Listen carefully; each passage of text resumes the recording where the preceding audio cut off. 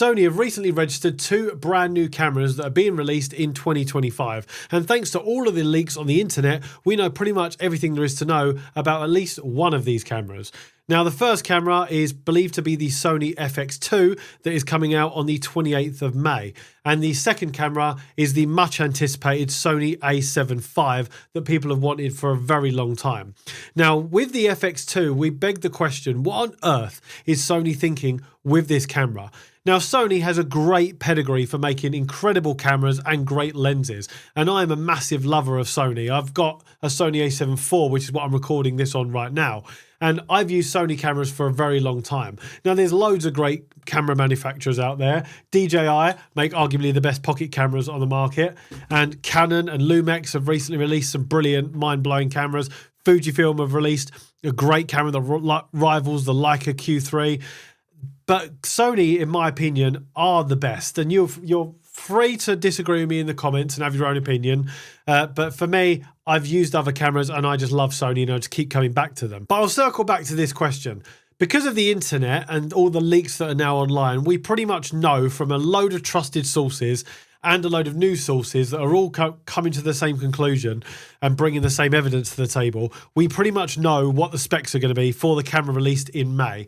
Now, we know this camera is going to be called the Sony FX2, and it is meant to be sort of like a Sony A7 IV and an A7C2, but in an FX3 body.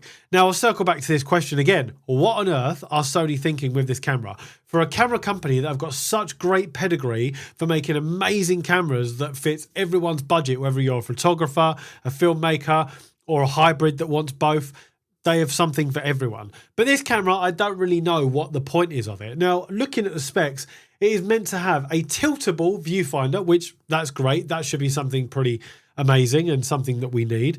But also it's got an FX3 body, but with a Sony A7 IV and an A7C2 sensor. So it's going to have a 4K sensor, oversampled from 7K, does 4K 24 and 30 frames per second in full frame, and then a 60 frames per second at Super 35, so a 1.5 times crop. And no 120 frames per second. Now, why would anybody want a filmmaking camera that can only record up to 60 frames per second in Super 35 crop? I don't understand that. You've already got the A7C2, which is selling like hotcakes.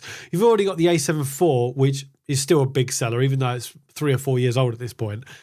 I just don't understand, and this is not me hating on Sony. I love Sony cameras, and like I said, I'm filming this on the A7 IV, and I love them, but I just do not understand their logic in making this camera. It makes no sense.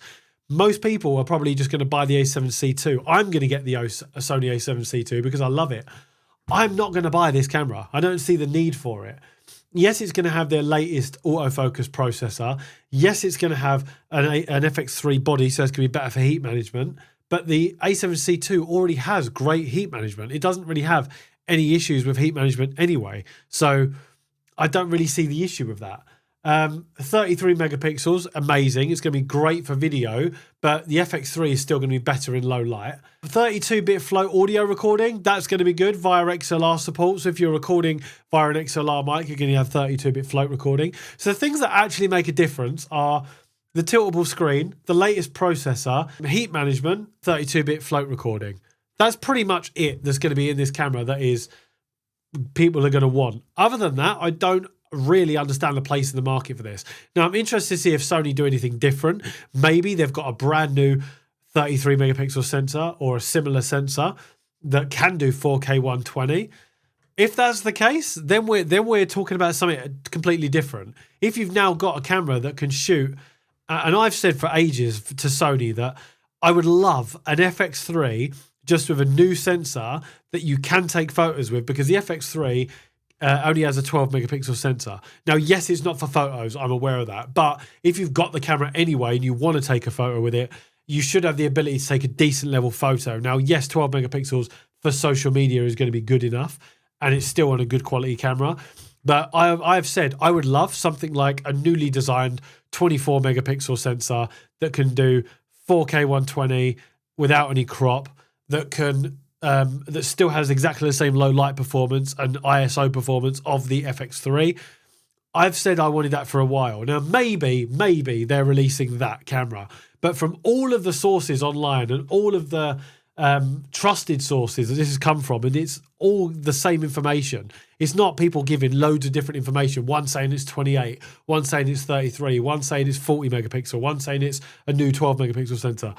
Everyone is saying it's the same sensor that's in the A7 IV and the A7C II.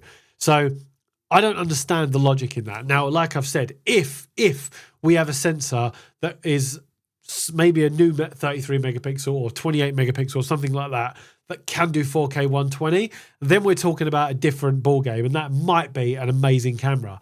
But if it's what the internet is talking about, then I don't see the point of it. Now, let me know your thoughts in the comments below. Obviously, this is a speculative video because the camera's not released right now. But by the time you're watching this, it probably has been announced and released. Was I wrong? Was I right? But ultimately, I don't know if this is something that will sell, if it's what we think it's going to be. So let me know your thoughts in the comments below. Let me know what your dream camera specs are and what you're hoping that the specs are going to be. Now, the other camera that's coming out in August is predicted to be the A7V. Now, we know pretty much that's going to be the A7V because the A7 IV, which I'm recording on right now, is 3 or 4 years old at this point, and we are due an upgrade for it. Now, what we think is going to come in that is a new sensor, so it'll be something like a 40 megapixel sensor. I hope it doesn't go to 40 megapixels. I hope it goes to like 36, because then if you shoot in APS-C mode, you'll still get a 16 or 17 megapixel photo, so it'll still be very good quality and usable for social media and stuff like that. I think that it will have 4K 120 without any crop. 4K 60 without any crop, and 4K 120 maybe with a bit of a crop.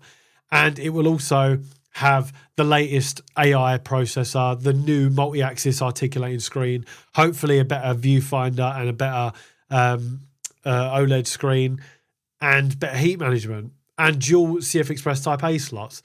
I think that will probably be what the specs that we'll get in the A7V. That is what the internet is saying. That's what the leaks are saying. So let's see what happens. Again, let me know your thoughts in the comments below. This is a very quick video to talk about the specs of these new cameras. So 28th of May and August are your dates to remember for these new announcements. Let me know what you think below, and let me know what you would like to see in your ideal camera.